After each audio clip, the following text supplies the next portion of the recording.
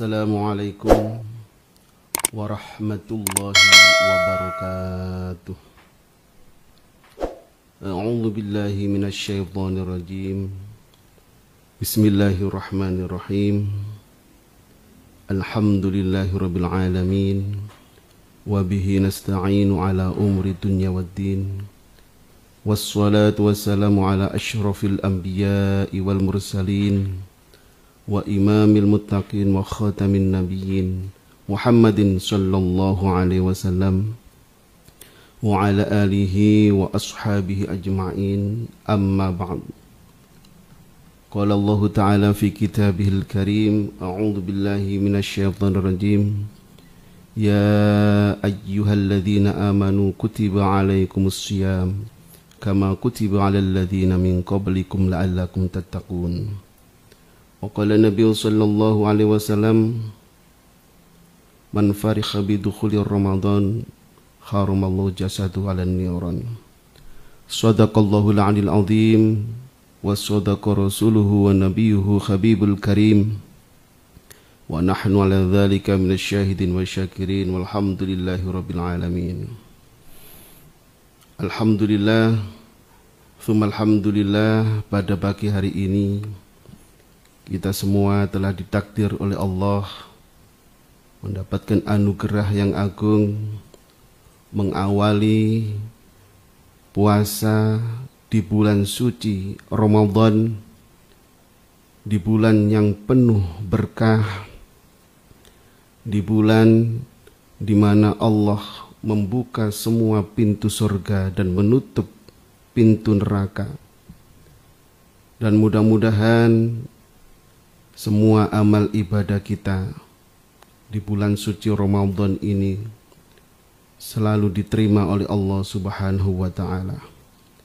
Dan semua kesalahan-kesalahan kita, baik zahir maupun batin, diampuni oleh Allah Subhanahu wa ta'ala.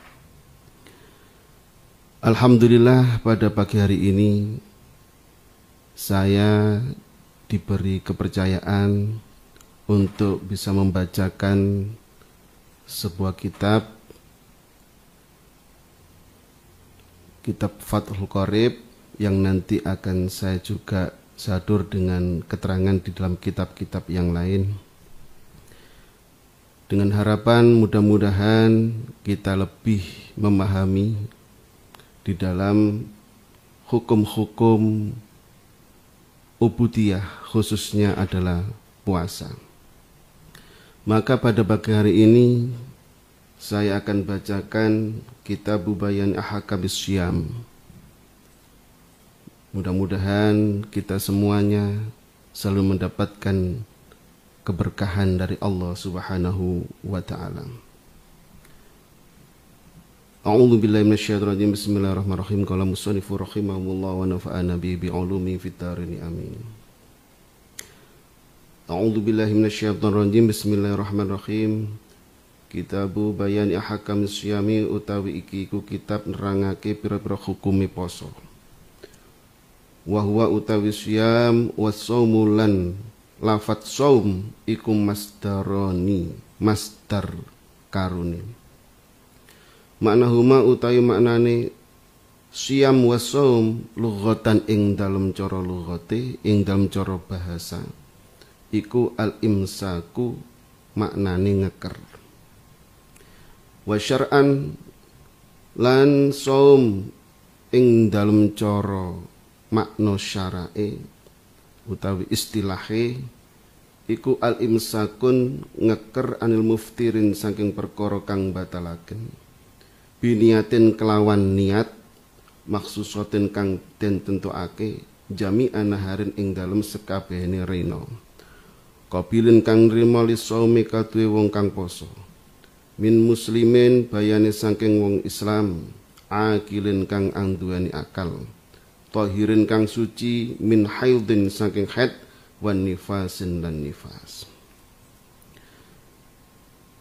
Para muhibbin rahimakumullah, pertama dan yang paling utama, kita patut bersyukur kepada Allah. Pada hari ini kita bisa melaksanakan puasa Ramadan maka seyogyanya lah kita lebih memahami, kita lebih memaknai daripada definisi puasa tersebut. Di dalam kitab Fathul Qorib ini kita jelas mendapatkan keterangan bahwa saum ataupun siam maknanya adalah al-imsakun, mencegah. Cuma kalau lafadz saum itu lebih umum dan sedangkan lafadz siam itu lebih khusus yang ditentukan perintah Allah di dalam puasa Ramadan ini. Patutlah kita tahu definisi yang utama semuanya dari saum ataupun siam adalah al-imsaku, mencegah. Maka takrif secara mutlak adalah al-imsaku, mencegah. Secara istilah yang pertama kalau kita melihat dari segi syarak yaitu al-imsaku anil muftirin, mencegah dari semua perkara-perkara yang membatalkan puasa, min tulu'il fajris, dari mulai terbitnya fajar sotik illa maghribis syamsi, sampai tenggelamnya matahari, biniatin maksusin, dengan niat yang tertentu. Muhibbin rahimakumullah. Dengan demikian, apapun yang menjadi sebab pembatalan, yang membatalkan puasa, itu harus kita cegah. Membatalkan baik secara sahnya puasa ataupun membatalkan secara pahalanya daripada puasa. Maka makna yang ada di sini adalah yang membatalkan dari sahnya berpuasa, yaitu kita harus mencegah makan, mencegah minum, mencegah berhubungan dengan istri, dan apapun yang bisa membatalkan puasa mulai terbitnya fajar sotik sampai tenggelamnya matahari. Maka kalau kita melakukan puasa ini hukumnya adalah sah. Definisi yang kedua, ayumsikan jami'a a'dha'i min muharramat wal manahi wa dhamaimi mithla al-'ujbi wa ghairihi zahiran wa batinan lailan wa naharan fa idza fa'ala syai'an min hadhihi al-af'al allati dzakarnaha batalat shaumuhu. Definisi yang kedua yaitu mencegah dari seluruh anggota badan ini. Mencegah dari seluruh anggota badan ini minal muharramat, dari perkara-perkara yang diharamkan oleh Allah Subhanahu wa taala. Wal manahi, juga dari perkara-perkara yang dilarang, yang dicegah oleh Allah Subhanahu wa taala. Wal dhamaimi, dan juga mencegah dari perkara-perkara yang cacat, ya, yang tercela. Mithlul ujbi, seperti sifat ujub. Kita di dalam bulan Ramadan ini tentulah bersemangat untuk beribadah, baik itu melakukan sholat-sholat sunnah, baik itu membaca Al-Quranul Karim, dan apapun bentuk ibadah. Jangan sampailah kita mempunyai sifat ujub, membanggakan amal ibadah kita. Sebaiknya amal ibadah kita ini bisa menimbulkan rasa tunduk kepada Allah Subhanahu wa ta'ala. Mencegah yang definisi yang kedua ini tertentu kepada orang-orang yang khos. Yang definisi pertama adalah definisi am, untuk umum, Yang kedua ini adalah khos. Dia mencegah tidak hanya sekedar makan minum mulai fajar sotik sampai tenggelamnya matahari dengan niat tertentu, tetapi juga mencegah seluruh anggota badannya dari perkara yang diharamkan oleh Allah Subhanahu wa taala, perkara yang dicegah oleh Allah Subhanahu wa taala, yang dilarang oleh Allah, juga perkara-perkara yang tercelah seperti sifat-sifat ujub dan penyakit-penyakit hati yang lainnya. Zahiran wa batinan, baik secara zahir maupun secara batin. Zahir kita ya seluruh kujur tubuh kita ini, mulai dari mata, mulai dari telinga, hidung, mulut, dari tangan kita, kaki kita, kemaluan kita. Ini semuanya harus dicegah dari perkara-perkara yang tidak patut sewaktu kita ini melakukan puasa. Batin adalah hati kita. Adalah hati kita. Hati kita ini yang terletak di latifatul qalbi ini adalah tempat sarang daripada penyakit, ya, seperti takabur, seperti tadi juga ujub, riya, dan semuanya ini harus kita bersihkan. Karena betapa banyak amal yang kita kumpulkan, tetapi muncul penyakitnya, maka akan hancur amal yang kita kumpulkan. Maka definisi yang kedua yang khusus ini tidak hanya sekedar puasa yang zahir saja, tetapi juga hati harus kita jaga. Hati harus kita tata. Hati harus kita fokuskan, semuanya diajak zahir dan batin ini untuk melaksanakan ibadah kepada Allah Subhanahu wa ta'ala. Lailan wa naharan.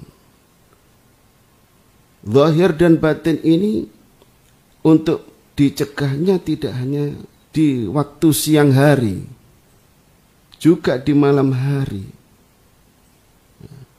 Harus dicegah. Jangan sampai berbuat dosa, jangan sampai berbuat maksiat. Kalau kita lupa, ingat lagi di jalan Allah,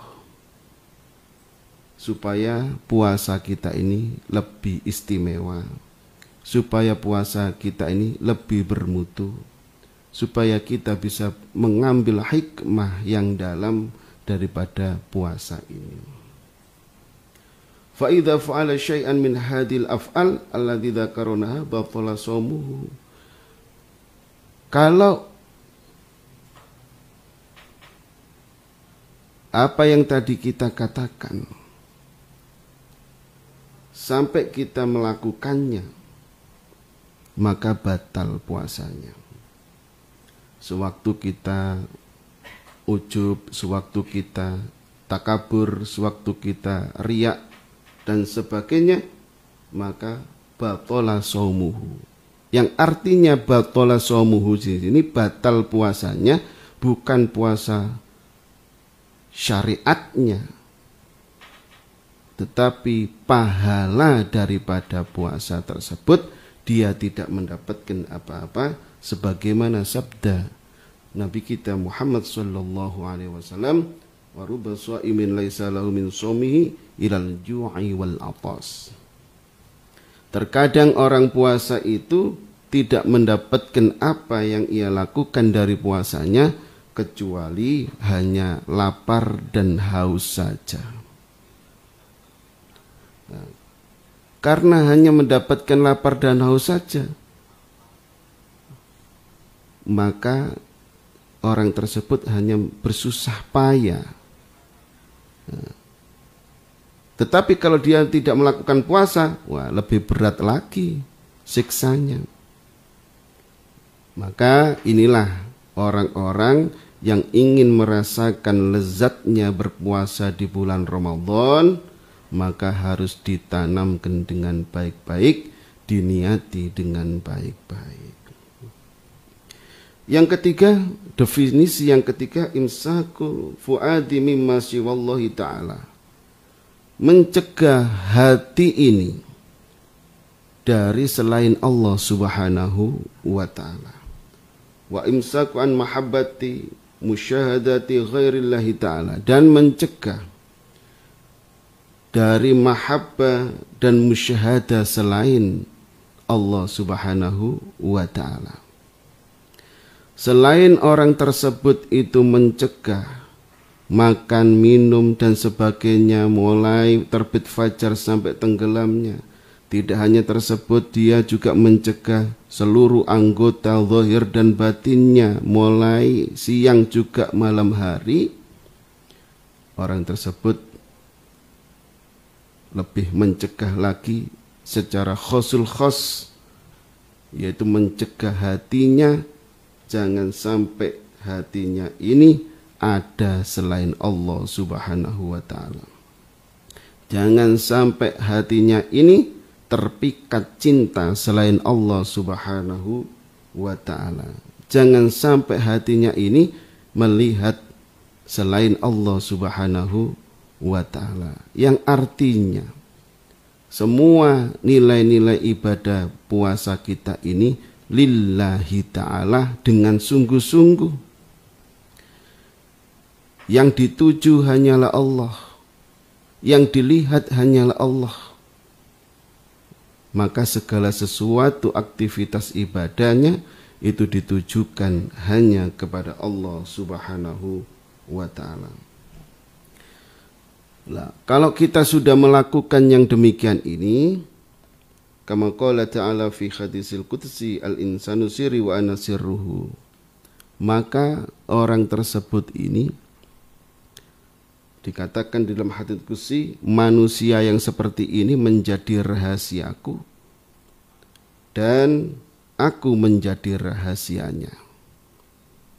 Karena puasa ini, pahala puasa yang seperti ini adalah hanya Allah subhanahu wa ta'ala yang mengetahuinya.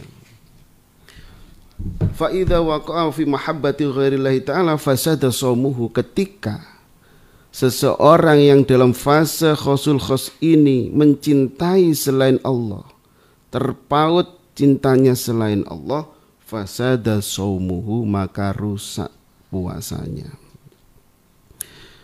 Muhibbin rahimakumullah. Maka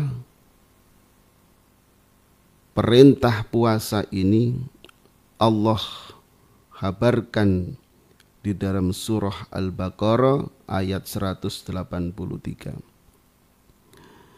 Qala Allah Ta'ala fi kitabil karim, a'udzu billahi minasyaitonir rajim. Ya ayyuhalladzina amanu kutiba alaikumus syiyam kama kutiba alal ladzina min qablikum la'allakum tattaqun.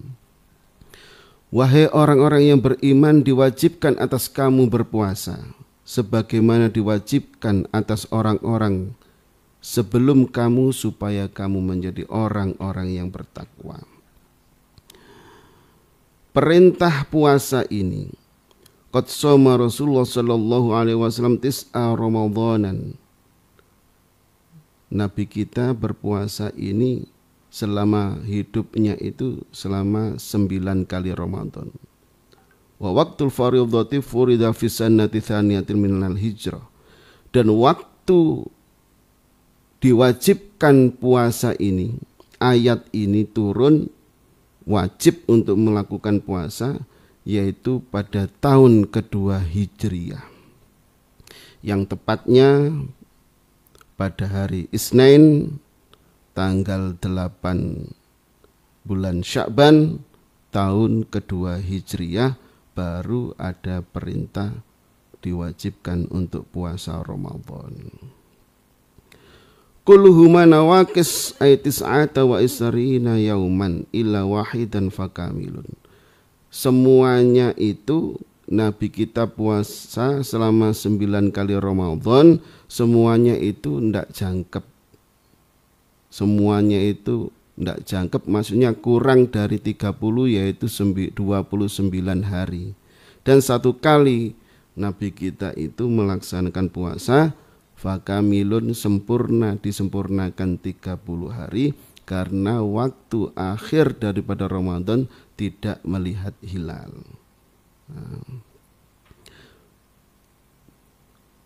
Para muhibin rahimakumullah, maka dengan puasa inilah yang harus kita tekankan lebih dalam adalah niat. Yang mana niat itu dijatuhkan di waktu malam hari. Di waktu malam hari, sebelum fajar sodik itu menurut Imam Syafi'i. Kenapa kok kita jatuhkan di malam hari? Sewaktu kita niat nawaitu shoma ghadin an adai faradi syahri ramadhani hadisanati fardhan lillahi ta'ala, maka niat itu tempatnya adalah di dalam hati. Nah, ini niat yang tertentu, biniatin maksusatin. Niat itu mahalunia fikal, tempat daripada niat itu di dalam hati. Sewaktu hati ini sudah terdetik niat untuk berpuasa, aku niat puasa Ramadan besok fardu krana Allah Ta'ala, hati ini menginformasikan kepada otak, kepada saraf-saraf otak, sehingga otak kita ini memerintah seluruh jaringan tubuh kita, memberikan info kepada seluruh jaringan tubuh kita, kerja daripada seluruh anggota tubuh kita, baik itu hormon, baik itu kelenjar, baik itu semua peredaran darah, baik itu yang hubungannya dengan perut, jantung dan sebagainya, diinformasikan melalui otak bahwa besok setelah fajar sodik sampai tenggelamnya matahari kurang lebih 13 jam ataupun lebih sedikit, kamu semuanya tidak melakukan makan dan tidak melakukan minum, tidak melakukan berhubungan dengan istri dan sebagainya, yang nanti kalau kamu lakukan itu akan membatalkan. Dan ini adalah perintah Allah, maka itu perintah daripada otak, sehingga berbeda di waktu kita di luar puasa. Karena niat, kekuatan niat inilah, karena sir daripada niat inilah yang memberi kekuatan. Walaupun sekarang sudah jam 9 hampir jam 10, kita tidak merasakan lapar, justru menambahkan nikmat. Nah, nanti jam 12 teriknya matahari, walaupun dahaga tapi kita tidak merasakan untuk kehausan. Bahkan tambah sore rasa itu semakin hilang, semakin dekat pun kita semakin nikmat. Nah, sewaktu kita sudah berbuka puasa, ternyata apa yang kita pikirkan hanya seteguk air dan 3 kurma sudah bisa memberikan kekenyangan kepada tubuh kita ini. Para muhibbin rahimakumullah, karena kekuatan niat inilah berbeda sewaktu kita tidak berpuasa, karena tidak ada instruksi daripada otak, karena tidak ada penanaman di dalam hati kita dan menginstruksikan kepada otak, dan otak memerintah kepada seluruh anggota tubuh kita. Maka kalau kita jam 9 ini sudah merasakan lapar, apalagi kalau sudah jam 12 merasakan haus dan sebagainya. Apalagi kalau kita sudah siang tidak ada makanan, kita tanya kepada keluarga, tidak ada makanan dan sebagainya. Karena kita sudah merasa lapar, karena semua daripada tubuh kita tidak ada instruksi untuk melaksanakan tidak makan dan tidak minum. Tetapi sewaktu kita puasa Ramadan, kita jatuhkan niat, ditentukan di malam hari, maka instruksi ini lebih cepat sampainya kepada seluruh jaringan-jaringan tubuh kita, maka seluruh jaringan tubuh kita ini lebih siap untuk melaksanakan tugas dari Allah Subhanahu wa taala, yaitu melaksanakan puasa di bulan suci Ramadan. Ini sungguh sangat luar biasa. Ini sungguh sangat menjadikan pelajaran buat kita. Sehingga niat ini jangan diremehkan. Maka Imam Syafi'i menjatuhkan niat itu setiap malam, supaya instruksi itu terus. Nah, kita setiap malam setelah tarawih, kita mengajak, menuntun kepada jamaah untuk melafadzkan niat. Yang mana lafadz niat ini untuk menguatkan penekanan, penetapan di dalam hati sanubarinya. Dengan ketetapan itulah maka sampailah kepada otak, dan otak itu bisa menginstruksikan kepada seluruh jaringan-jaringan yang ada di dalam tubuh kita, sehingga kita menjadi orang yang sudah siap untuk melaksanakan perintah Allah Subhanahu wa taala, yaitu berpuasa. Para muhibin rahimakumullah, demikianlah definisi daripada puasa. Mudah-mudahan kita semuanya bisa mengambil hikmah dan menjadikan ilmu yang bermanfaat bagi kita semua. Mohon maaf apabila ada kesalahan. Para kiai, para ulama, para pemangku, pengasuh daripada ma'had-ma'had, apabila ada kesalahan, kami masih belajar. Mohon maaf yang sebesar-besarnya. Wabillahi taufik wal hidayah waridha wal inayah. Wassalamualaikum warahmatullahi wabarakatuh. Wallahu a'lam bishawab.